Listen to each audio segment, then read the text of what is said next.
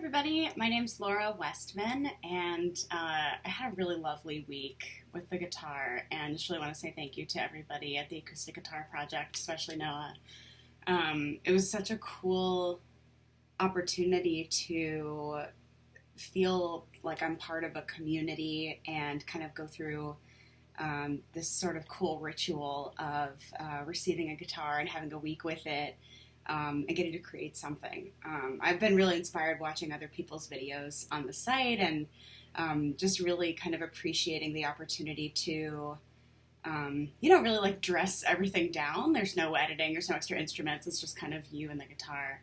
And I have found that to be very special. I'm kind of new to the guitar. I just picked it up in my adult life, and I have a lot of mental chatter about not being good enough to perform, and I'm better on the piano and all kinds of things. So it was really cool to actually just empower this fully and spend some time with this guitar and see what it brought me this week.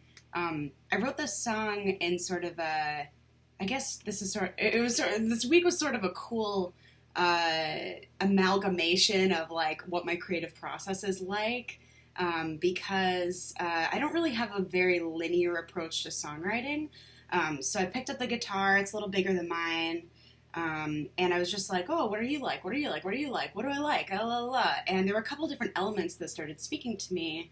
But I noticed throughout the course of the week that anytime I got too attached to a particular element making its way into the song, suddenly it was clunky and it didn't make any sense. So the week was a little like up and down, but I did know if I just like allowed it to be messy for a couple of days, it would probably turn out well, and I think it did. And so the song is about, it's kind of a conversation between me and myself at this moment in my life. We just bought a house in the Hudson Valley area. We're getting settled in. As you can see, I've got a lot of mess around. But the song is also about letting go of the part of me that, I guess, it sounds so dramatic, but it's a bit of a change to move from city living, New York City, out into kind of a more country environment. And there's like the physical change, but then there's also the emotional and well-being change. And I feel like I'm in a lot of discovery right now about who I am if I'm not just surrounded and stressed all the time. So this song has a lot of really special moments. The reference to the Bluebird.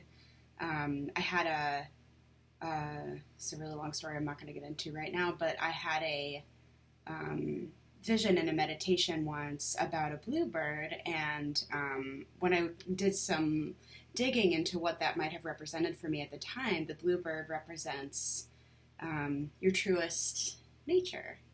And at the time, my inner bluebird was not able to find a place to land. And so adding it to the song is sort of like my version of saying that I'm choosing for my bluebird to come in for a landing here, and I have no idea what it's going to be like.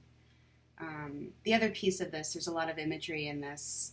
There's some nature imagery, but there's also a lot about sight and seeing, and I've found during periods of my life in which I'm feeling very untethered and not sure where I am and where I'm going, being able to see me through other people's eyes is really grounding. And so that last verse about the sun catcher is actually about my husband, who bought me this really lovely sun catcher that sits in my window over here.